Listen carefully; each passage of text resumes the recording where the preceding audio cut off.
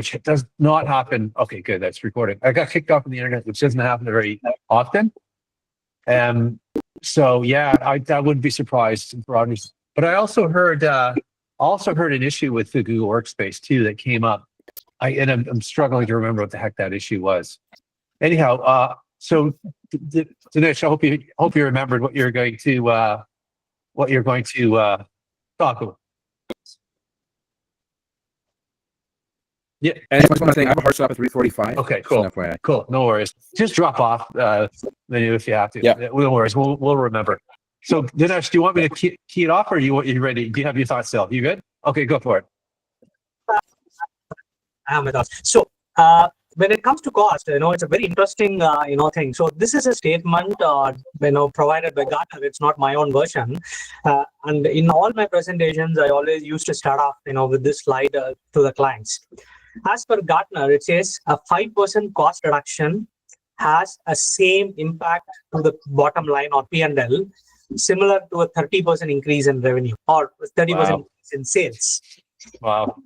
And we all know how difficult it is for us to increase our sales by 30%, because it's not straight away, okay, you hire 30% more people and then you get more sales, right? There are a lot of, associated costs and so many investments and so many things, attached to it. And it's not like you can do everything and within next month your sales goes up by 30%. It's a slow progress, right? But reducing cost doesn't take that much time, and it's straight addition to your bottom line. It's a risk-free way to increase your P&L. Yeah, I think there's some compounding effects that happen there. There's the ability to repeat it across channels, right, across divisions. Yeah, it's like once you fit, it's like a test, a little experiment, cost cuttings. Okay, roll that across everything, right? Whereas there's a lot more variables at play when you're trying to get revenue, right? And it can be time, it can be fleeting as well. You could do something and change something, all the competitors catch up to you. It's no longer something that unique. Exactly. So there's aspects of it there. I always feel like a business needs to rotate between the two. You can't grow if you're constantly thinking about operational improvements, right? You need to go test for validity of a new market. Am I going to get clients? Have I got a distinct advantage? Win the revenue? Okay, good. I got that. Then I go get my processes tightened up. Then I go and tighten costs up. You ride that for a little bit, and then inevitably the market's going to catch up to you, and you got to go through that cycle again. They often call they show it like as a amount, one innovation, two innovations, and if you look at it, the innovations kind of roll up to like an upward curve, but you're really doing an up and down, up and down, up and down, yeah. Right? So yeah, I could totally see that. We don't want to only think about cost, but it's definitely, you want something, okay, this is working, now let's operationalize it, right? Let's take advantage, bring our efforts down as much as possible to make the most out of that new revenue. So that totally makes sense. Now I'm going to bug Manu and Henry, because I don't want to say financial claims, and then Manu and Henry are going to go, well, actually, Rich, it's this, it's not that. So from a perspective, so a couple of things I wanted to get you guys two cents on. Like the difference between, I'm going to talk about investments, and if I'm not saying it right, just correct me, and don't feel any way about, if I'm saying it wrong and you just correct me. I just want the facts to be accurate. There's operational investments, there's capital investments. If you guys don't mind taking a stab at just a loose, what's the difference between the two, right? And is there like a time difference? Is there a size of project difference? Is that a fair question, or do you need a little bit more meat? That's fine. Okay. I can say. Well, it's like operational investments is more like on the house is like maintenance. You're doing something better with what you have, and if you have to maintain it, it's still what you have. Capital investment is replacing what you have or expanding what you have. It's creating another line, having another location. That's capital investment. Building another building, that's capital investment. Operational investment is these are the people we have. This is what we got to live with. How can we make this better? That's how I see it. So you can see those going that same cycle, right? So a capital investment might open up a new marketing opportunity, make you more unique in terms of an approach of an opportunity. And then you go to operational just to make that efficient as possible. Then you go Like it seems like they get bounced back and forth. And Manu, if I hit you up from a tax perspective, the difference, maybe, is there any thought difference you want to have when you're thinking about an operational investment versus the capital investment? Is there thoughts on that from a tax perspective? Yeah, so I would have said what Henrik said. So from a tax perspective, operational expenditure is 100% tax deductible, whereas a capital expenditure you depreciate over the life of the asset. So from a tax benefit, you're better off with the operational expenditure, assuming the ROI is there, right? Gotcha. But like, even though it diminishes, and it's more complicated to figure out too, because it's diminishing over a certain amount of time, you need you need a rationale to how you diminish it too. I remember that from my accounting days in terms of what's your justification for how much you're diminishing the value, like over a period of time and the life or something like that. Yeah, so there's accounting tax and then there's tax as per the Tax Act. So for the Tax Act, they actually tell you what the percentages are. We don't choose that.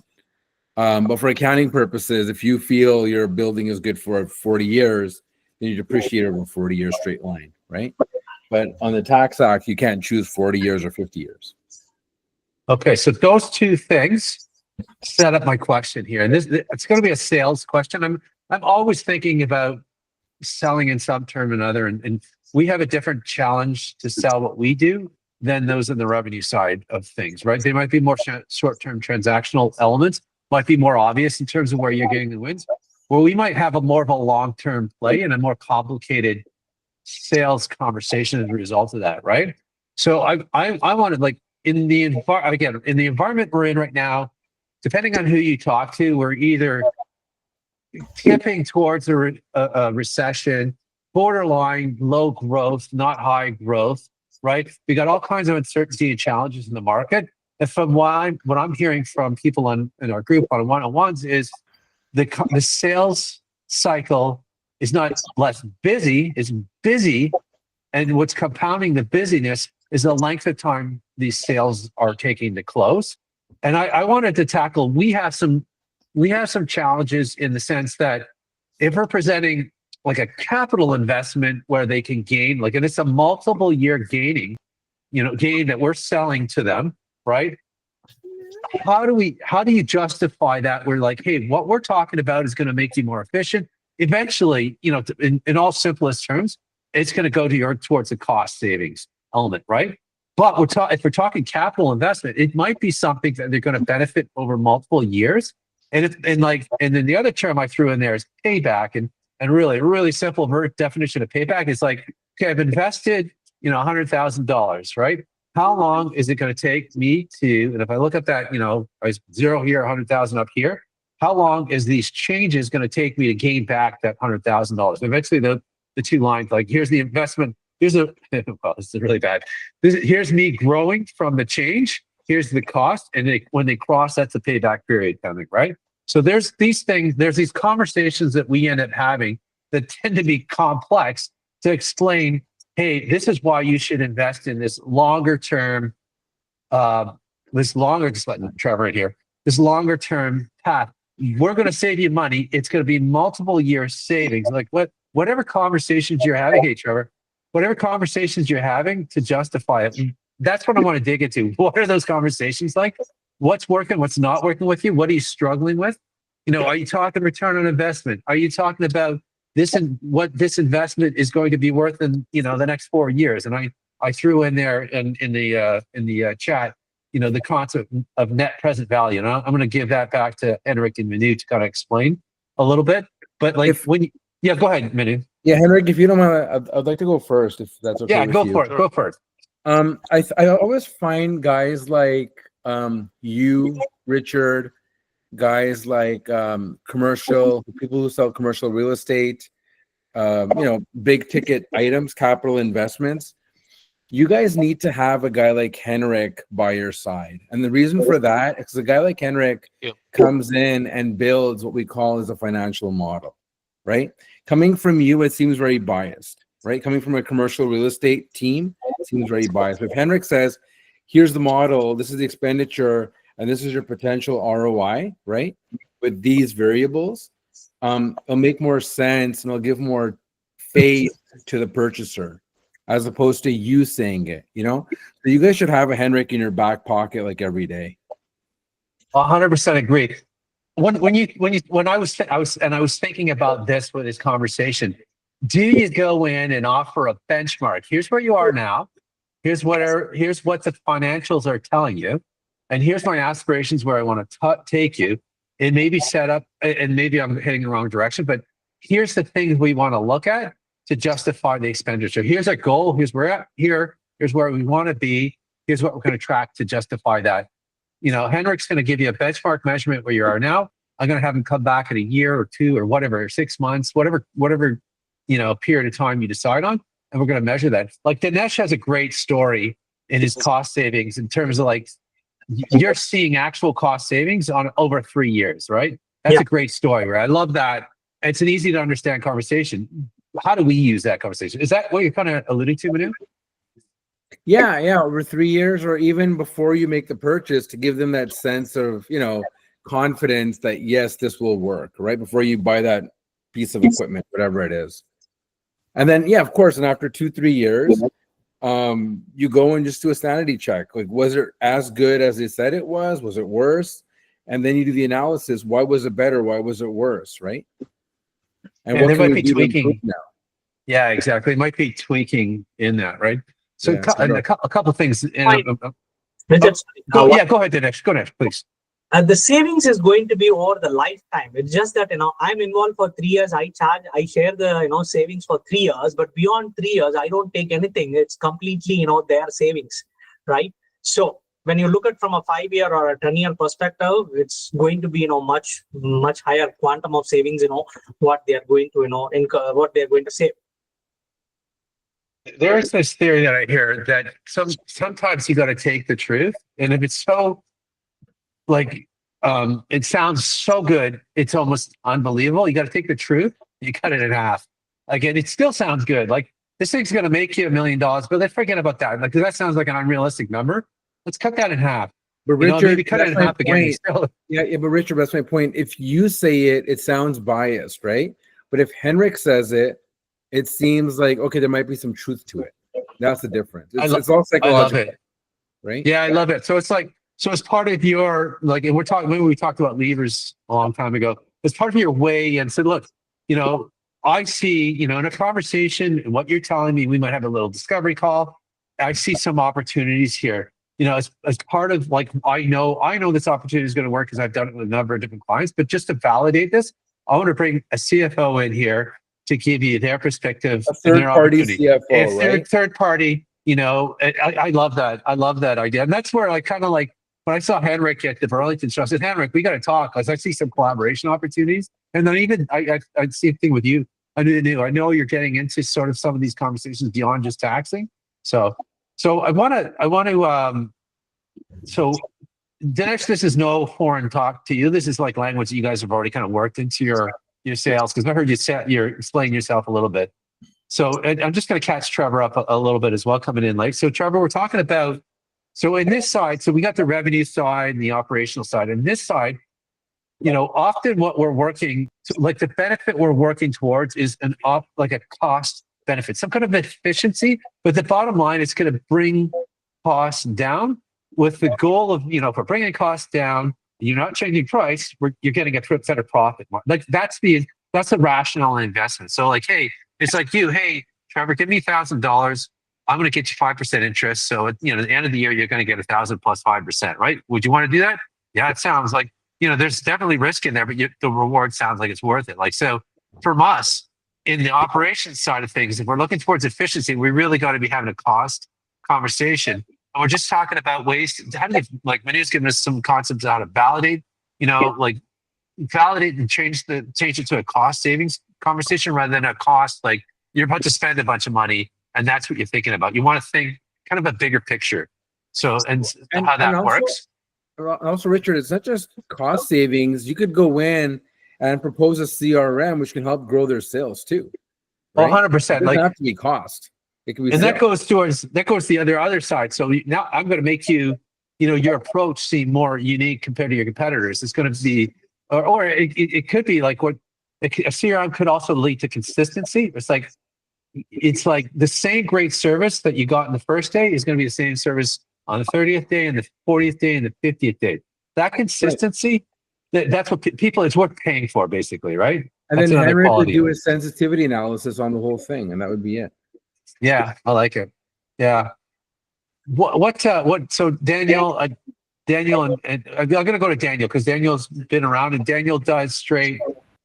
Daniel's a how-to, like we're going to change that. This is how we're going to change this, how we're going to do that. Have you ever had these kind of conversations? Have you ever thought about it? Has this ever entered it? When you're positioning, when you're pricing yourself and working on a project? Well, oftentimes I come into a project and I'll have to price out several options. One will be the best one. Another one might be, this is how you can save some money. And another one might be, well, you're not going to save any money with this, but it's going to drive more efficiencies because it allows you to do more automation. So it's not really like I've heard of people talk about a good, better, best. It's not even that. These are just three completely different solutions Correct. with three different outcomes. And Daniel, what's your product? IT services. Okay. Yeah, and I know he's saying IT services. That's a pretty big bucket. But like in this example that you're talking about, are you talking about like coding? Are you talking about telecommunications, or is it just in general? Just in general.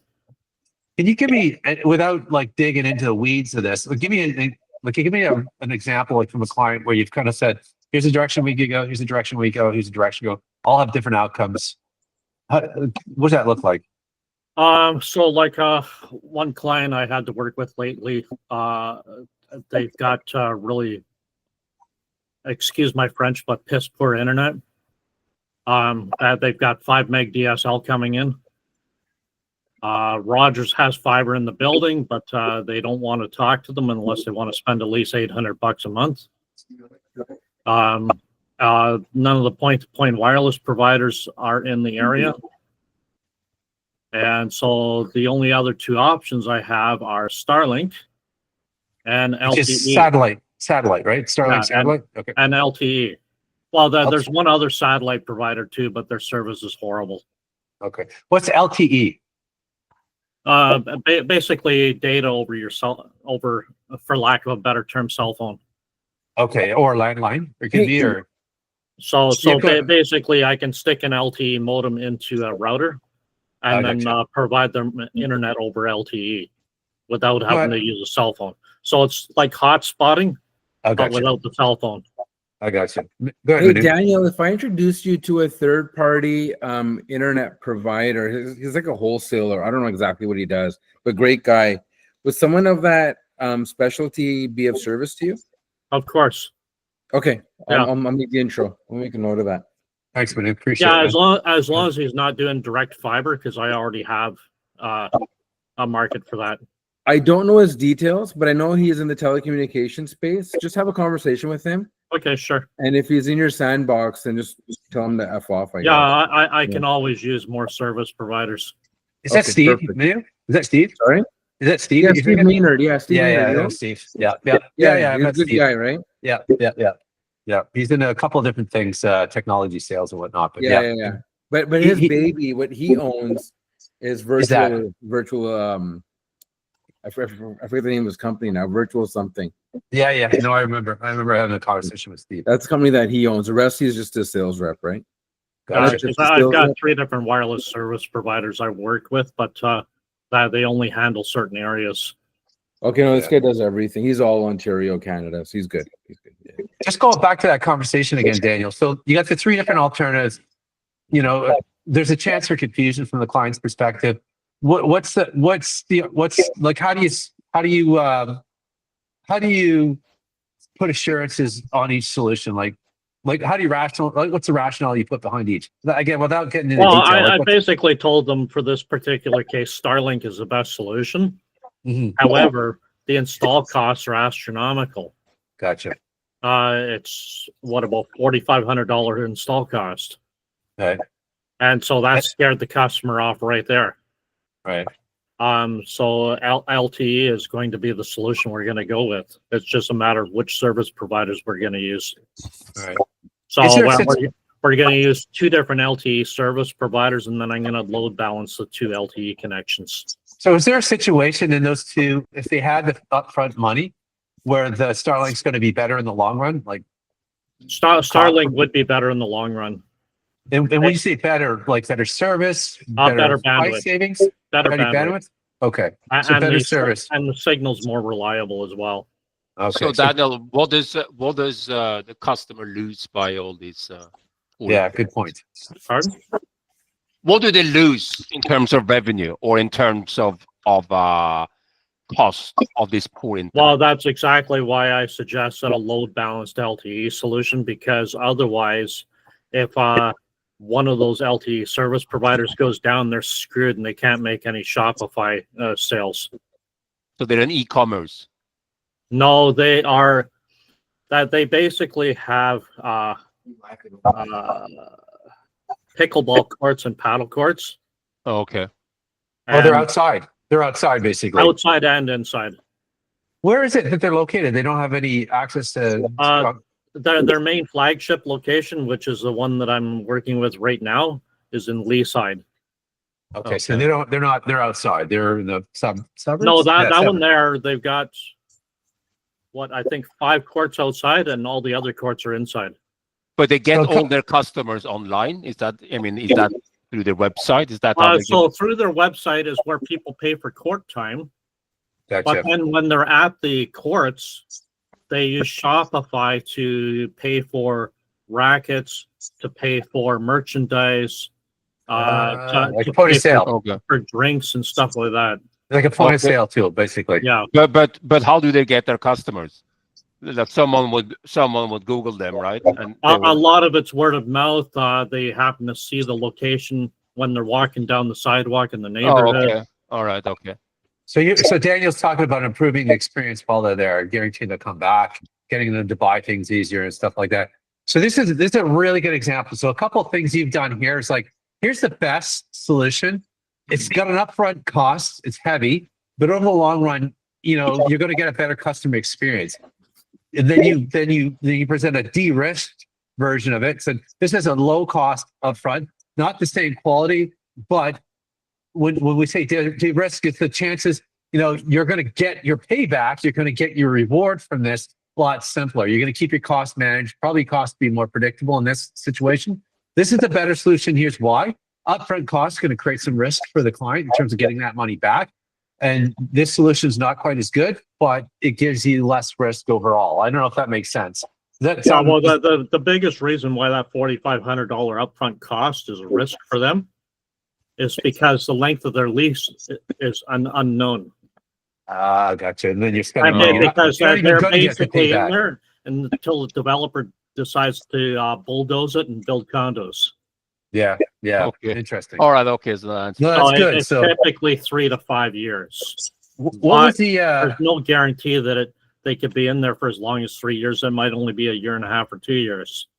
how did the client feel about those options? Was he glad you presented all three? Was that felt like you did your research? You gave him lots Well, of yeah, options? they're happy that I presented all 3. The third option I didn't actually present to them because I said it's not worth presenting. But you had it in your bag. If you don't like these two, I got another one. Basically. And, So and Trevor- I told them why I didn't present that one. I'm going to try and Trevor, this. Dennis, she got something quick? Okay, go ahead. I have a question, Daniel. So in this situation, Say, Trevor. not only in this situation, like for any situation when the customer is very hesitant to put the money upfront, they're saying, okay, why should I put so much of money and get the benefits, over a longer period of time? If you help the client to find savings elsewhere, which was not available today, and if you show them, hey, I can show you some money here, why don't we put that money back into this? Do you think that kind of an approach would help you overcome these objections? Well, This is, I could do that and I couldn't. For some clients, I can do that. For that particular client, I can't because their IT budget is very low. No, it need not be in the IT. You can find savings elsewhere in their operational cost because, see, let's say, for example, they're spending, for example, $3,000 across different, operation related things. You are able to find some money, let's say $500 or $600 per month by optimizing certain things. Now they have that money which was not available yesterday, and can they put that money back into this? So their bottom line is not getting affected. They are still spending the same money, but at least it helps you to put your project on or sell your product or get them going, right? This is the second time I've heard that conversation from a completely different person, Dinesh. And I'll tell you, Daniel, the first time I heard it, I'll be honest with you, transparency, right? The first thing that went to mind is like, okay, but I'm presenting them solutions that are out of my scope of effort. That felt uncomfortable for me. I don't know. What were you thinking when you heard that, Daniel? Did we lose Daniel? Oh, man, He looks like frozen. He looks frozen. Yeah, frozen. Yeah. But Manu, you're muted. If you start talking about things that are outside your wheelhouse, you lose credibility. Yeah, that's what I'm worried about. And then also I'm talking about things that are less money. But I get what you're saying. I get what you're saying, Dinesh. It's like, look, I get this is a big expense. We both think you need to move forward. What if I help you find the dollar somewhere else, and I bring in somebody like a Dinesh to help you find it? That would work. Yep. Yeah, that's where Dinesh is. I saw, I can see that. I have to have a really good relationship with Dinesh to feel pretty comfortable that he's going to send the client back my way. Right. And I have to know the client fairly well. There's a lot of confidence that needs to happen with that, but that makes sense, right? Especially if it's a big ticket item. And maybe it gets you exploring other avenues. Like, so maybe again, you bring in a Henrik or a Manu that says, look, you know what? I think you need this. I bet there's other areas in your operation that we could find to cover this, to make this less painful for you to move forward. I think that's a good option. It requires a lot of confidence all around, but it can work. Yeah. Yeah, and again, from the point of the credibility, like if Daniel himself is going to do it, then it creates, he is an IT guy. What is he doing with my cost? But if he brings in a professional, like the example of we bringing Henrik as a CFO presenting the model. Similarly, if you bring an expert who can look at all those things and help save money, then it kind of definitely creates a lot of credibility. And not only that, I feel it might even enhance the relationship what he has, because he's just not only looking his business, but he's also trying to add value to the client and overall helping him in his progress, right? I like it. Yeah. You know what Dinesh is saying makes a lot of sense, but it's got to be worded very carefully. Yeah, of course. Yeah. You got to kind of earn that conversation with the client too, which is, again, these are situations where, especially now, right? Especially in economy, like this is not the first time. Oh my God, recession! I've never heard that word before. And they're all unique, right, in terms of how we get there, how we get out. But it just means there's a big change coming. And what side of that change do you want to be? Like I was listening to a podcast. They were talking about cons, and I was telling Dinesh this already. So sorry about the repetition, Dinesh. We're talking about Cannes, going to Cannes, a festival, WPP, which is this, one of 6 of the large master advertising or media companies out there. They're really in trouble in terms of the changes in the market right now. And they're talking about this thing that happened, this differentiation. We had the same, it wasn't the same, but it's like I said earlier, history may not repeat itself, but it certainly rhymes on occasion, right?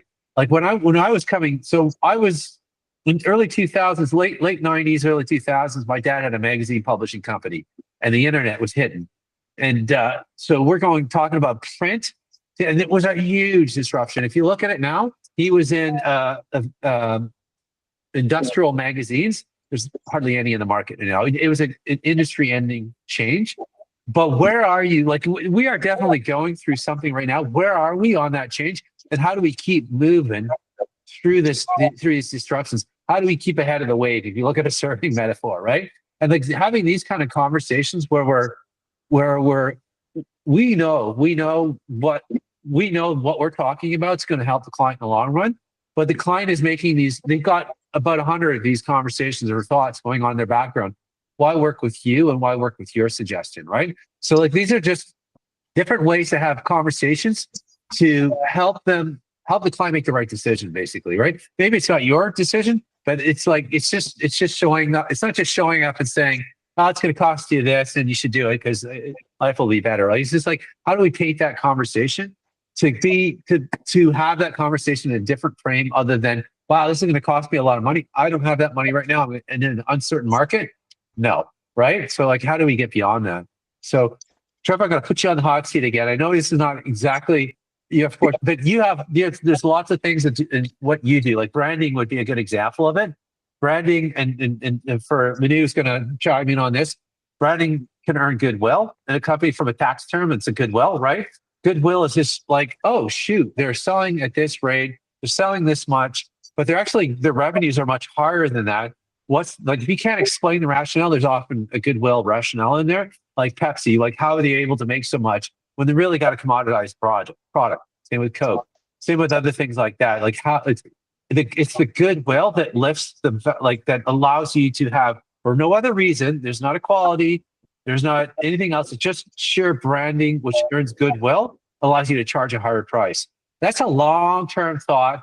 That's like vapors in terms of like tangibility. It's intangible. Like, what do those conversations look like to you? Or is the customer already saying, hey, we need to do branding? If they're not, they need to. What do those conversations look like? And how do you have those long, thoughtful conversations to get them to the right decision? Yeah, typically, and I'm liking the conversation. I was really happy actually to pop in and just be a fly on the wall to it. And great to see you, Dinesh, again. We met a few weeks ago, and Manu and Henrik and Daniel, good to see you again as well. But Henrik, we haven't met yet, so happy you're here. Branding often isn't a solution. That's meant to sort of generate money.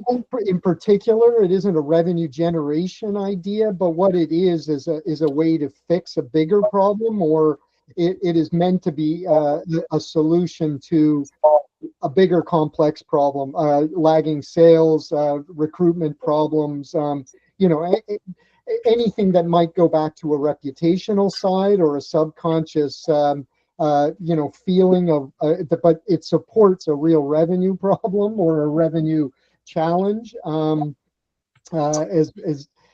well as just, sort of keeping up with the times. So there isn't a necessary idea that branding increases the revenue side of things. I'm repeating myself now, but that it can be a complement to other strategies. So when we're approaching these ideas, we're listening for the problem or problems, and then trying to understand how branding and refreshing and updating can sort of mitigate some of those challenges. So yeah, Trevor's in a very awkward position because guys like, Dinesh and Richard and Daniel, you guys can quantify the return to a certain degree, right?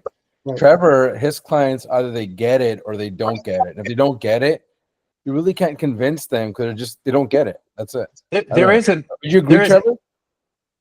I'd agree with that. I mean, but it's sort of like, if you think about it in a car term, why do some guys need to drive a Ferrari and some guys, driving IKEA, right? Like it's because there's something bigger in the subconscious, or there's something bigger in their pride, or there's something bigger in that need is satisfying. And branding's sort of the same way. There's no direct reason sometimes for it, but it really can address in deeper levels some of the issues that I would sometimes. Okay. Sorry, go on. Yeah, sometimes you can. Like if branding is done extremely well, like Apple can charge several $100s more per phone than Samsung. Nike, Tesla, all these guys. Yeah, and there's really no reason why other than it's an Apple brand, and so that brand is worth billions and billions. Now all other brands is not that easy to quantify, but I think you've hit on something, Henrik. Why is it possible? Because of the exercise of branding, I think, and the idea that what has been created has made it more valuable because it looks better. It feels there's a desirability about it, and the same could be applied to a plumbing company, or when the consumer is going through a yellow pages, to use an old sort of expression, what ad would they pop on and which ad would resonate with them to make them want to pick up the call and go. So again, it isn't something that you can directly quantify, but there's enough evidence to suggest that doing it and elevating your brand to the right target market. And this is the other thing that sort of gets in the way of what we do. And I apologize for my camera going blurry here. But it is the idea that,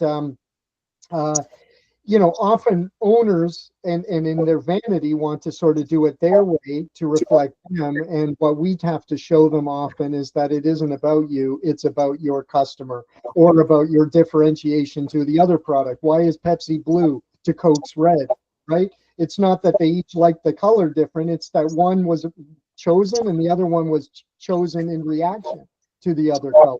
So it's ideas like that make it valuable. Manu and Henrik, is it really easy to explain or define or measure goodwill when you're looking at a company? It's not, eh? Is it just the nefarious, so where does that fit into the tax world and like that concept of goodwill? Or is that just a theory thing? It's not a practical side to it? So from a tax perspective, there is and there isn't goodwill, because when you acquire the shares or the assets, the tax is built into your CAA. But goodwill is like, for instance, when there's a bidding war, right? When there's a bidding war for a company, you might walk in and say $10 million. And if the guy that you're competing with feels that he can do better with the company, might bid $11 million, right? Now there's a goodwill, there's an intrinsic value that he might see that you don't, which is why you stop at 10, but the other person's willing to go to 11. Back to Trevor's point, why is a person willing to buy a Ferrari and not a Kia, right? Because they see a value in it that the other person might not. And you can't put a tax on that. Henrik, any thoughts on that? Well, I guess what Manu says, like, if you're buying a company, it's basically goodwill is what you have when you deduct all the assets. Like, this is how much you can actually assign to, buildings or whatever. The rest is goodwill. But I'm thinking if you want to sell a company, and it goes a little back to what Trevor said, you want to create something that is, for a small business owner, you want to create something that is bigger than yourself, so you can sell a company. Because when you sell a company, if you're selling yourself, you can't sort of leave. You're selling a job. So it's one part of creating a valuable, sellable asset. I think branding is part of that. So why I'm going down that route, Trevor, is because the rationale of why Ferrari can charge more, and this is like making it really simple, right? Like, there's lots of variables in there. There's the branding gives the perception of quality, gives the perception of luxury, right? Allows them to charge more money, and that's the justification for the investment in the branding. And that comes out when you sell a company, and you beyond all the assets they have, beyond the revenue they've earned, beyond everything else, there's this inexplicable gap in terms of what somebody's willing to pay versus what the actual value of the company is. That's called goodwill, and branding has a lot to do with it. So there is a bit of a quantifiable element to branding, but it's intangible. Like when you're talking, like, customers going to go, I don't believe that, but they believe in their, like, what makes franchises work is the consistency, right? You go to McDonald's here, you're on vacation, you go somewhere else. I know it's a bad example, but you kind of know what you're going to get wherever you go, and there's that feeling of comfort, right? That's right. The brand attribution. So there's the brand, and I'm not teaching here because you know this, but this is my understanding of why it's worth investing in a brand. The brand kind of tries to look at the company. What element are they trying to own the market? Can they defend that, what they're claiming? And then how do they communicate that? That's the brand element, right? There's all those things that go together. And then that de-risks the purchase for somebody buying that product that has that brand reputation and stuff like that. Correct. That's a long gap conversation from a sales perspective, but all of it's true, right? Like, but how do you measure that in the conversation? I like what Manu was saying. It's like, you have Henrik come in, you measure where you're at. Let's do some brand. The challenge is with branding, it's going to be a slow Oh, yeah. burn. Yeah. And you The could, thing and is- you could get it wrong. You might need some iterations and adjustments on it, right? So anyhow, sorry, that's where I was getting at. Yeah, And it doesn't necessarily directly tie into sales. For instance, that it is one piece of a big cog of a machine, that you fix one part, but it doesn't necessarily guarantee that the other parts will work harmoniously or are saved by that improvement. So no, you make a good point. Go ahead, Henrik. You were saying something, right? I think maybe not. Sorry. yeah, I was. I forgot the last point, but the earlier point is that branding could be, well, you know this, but it doesn't have to be expensive. Like No, it's true. you can, No Frills, they use yellow, and Pizza they use orange, and none of them you would use purple or gold in their branding because that has a very different connotation. It can, yeah. There is a psychology to the Yeah. color selection as well. Yeah. Purple and gold just means royalty, right? That And you don't want to use that for No Frills. Yeah. And there's a reason that food companies use yellow and orange is because it stimulates appetite and sort of is an energy color. So that's why most of the food places all have an orangey yellow kind of element to it. Is that why Home Depot's orange too? It probably is. Probably is, yeah. Stimulate the contractor's appetite of Yeah. getting more materials and having More to run tools. faster. Yeah. And it has kind of, I wonder if it has kind of like a cheap looking interior compared to like Lowe's. Well, it's called Rona now, but it has this very warehousey interior look. That could be towards when Home Depot was trying to break in the market, they were definitely trying to be a low cost. Yeah. Right. So there's an intentional perception there that, save me from shopping around in 6 different stores. I must be at the lowest cost place because of their brand and everything else. And let's face it, like I don't want to go 3 different shops for working on the weekend. And so the stores look intentionally cheap. Yes, yeah. It's a part of that branding as well. Decisions like when I'm looking from a digital transformation perspective, I'll look at the brand, look at what the advantages they're trying to portray, and you can use that to justify an investment or to say, look, you don't need to invest in that because that's not the image you're trying to portray. Let's use this. Yeah, so that brand is, I don't want to use effervescent. It's throughout every element that a customer interacts with you, right? And you're thinking it's beyond the logo, beyond the image. There's a lot of this decision making a customer makes that justifies what they do and who they are, right? So, it's a lofty conversation, but it still goes to, in a time of uncertainty and market chaos, we all know, and you've heard stories about it, that those that invest during downtimes come out of the downtimes faster and definitely do better in the end. Everybody knows that. So you don't have to sell that. But why you? Why invest in your why invest in your opportunity? And then, going back to Daniel's situation, why should that person invest in the higher quality if they don't know if they're going to be there? Well, I mean, the argument could, in that case, they don't have control over the lease. But if a lease was ending, well, you could extend the lease. But in this case, they can't. I know. I get there. Is a demolition going to happen or something like that, right? Demolition will happen eventually. It's guaranteed. Yeah. It's just a matter of when. Yeah, I got you. So there's the justification, the choice you gave. So they have a 4-year lease, but that 4-year lease isn't worth anything. Yeah, gotcha. So that's kind of where I was getting at. It's like, what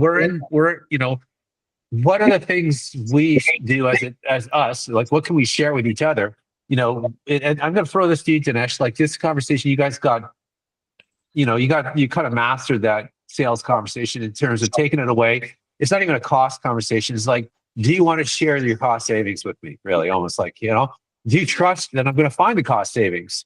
And are those cost savings going to be worth it for you? Right? Yeah. So, right. So maybe share, like, as we go, we're in the final, what are things we can get, like, from you guys? You guys got a polished routine in terms of cost conversation. What can we gain from, like, how can we use that to benefit ourselves in this, if we're talking cost savings? What are some of the key things you look for? Basically, how's that conversation start? Sorry to put you on the spot, but I'm just anything's probably going to be good that you suggest. So can you repeat the last part of the question, Richard? So we're having so I'm forcing us to have conversations about costs because what we do has cost implications on it. The benefit they're getting is cost savings, but the irony is that they have to spend to get the cost savings, right? So it's a bit of a hurdle you got to get over to get something that's long term and maybe not guaranteed, right? So when you're having those kind of conversations, can you share some of what works for you that we can borrow in our own sales conversations, I guess? So like my concept is pretty simple because I don't have any upfront cost or any retainer or anything, right? Because I get paid out of the savings, what I bring to the table. So that makes it a easy sell, but still people don't understand the value. So most of the time I have to dig deeper and go and ask, look, okay, what do you do to ensure your costs are optimized, or how often do you look at your vendor invoices or vendor contracts? And it's kind of different responses I get from different customers, and it's always situation specific. I try to ask these couple of leading questions, and whatever comes out of it takes a cue and probably start from there. Like I had all the right questions I was asking to a customer, and finally he said, "Hey, I spoke to my accountant and he says he can do that. I don't need you." So sometimes, these kind of weird thing comes. Like one customer was even going to extend, I have a bookkeeper and bookkeeper does all these things. And I was just trying to explain, hey, bookkeeper is different. I'm different. They do something different and I do something different. Some people understand, some people don't, right? And it sometimes, even if they understand, if they are acting as if they don't understand, or if they don't want to, open up, then it's going to be a dead rubber there, no matter whatever you are going to talk, right? I call that the do-it-yourself objection, right? And it's definitely, I would run into that. Well, we could do that ourselves. We can get our own. I've run into that all the time. Yeah. It's especially accountants. Accountants have a very good reputation among a certain segment. And if you have a client where you think the accountant is God, the accountant's probably going to tell them they can do everything. So already then it's, See, it's an upsell. Yeah. So one thing what I focus is I never focus on selling the concept. I ask certain leading questions which will make them aware what they are not doing, and kind of elicit the response that they can still do it, but we can do it better. And if there is a risk-free way to demonstrate that, why not look into it, right? When I'm able to get these thoughts into their mind, at least then it becomes much easier to do it. And even after that, sometimes people sometimes see the contract and say, I don't want to sign a contract. I understand everything, I understand the value you bring, but I don't want to sign your contract. Fine. Then I can't compromise there, because like if they are not able to sign it, there is no protection for him and me, and then why should I even proceed if they don't perceive the value what we bring in, right? Yeah, plus you're getting your payment after you do the work, right? You can't undo the work, and you need to get your payment, right? You need something to protect you from getting it. Like, exactly. Hey, look, yeah. So these are difficult conversations, and that I face that all the time. So we're ready to go, right? As somebody, as a small business owner, for consulting work, I need to get paid in advance, right? Yeah. Because I can't undo the consulting. Once I tell you how to solve the problem, I can't undo that. I need you to pay in it. And then there's this trust thing. Like, I've never worked with you before, Rich. How do I know you're not a fraudster?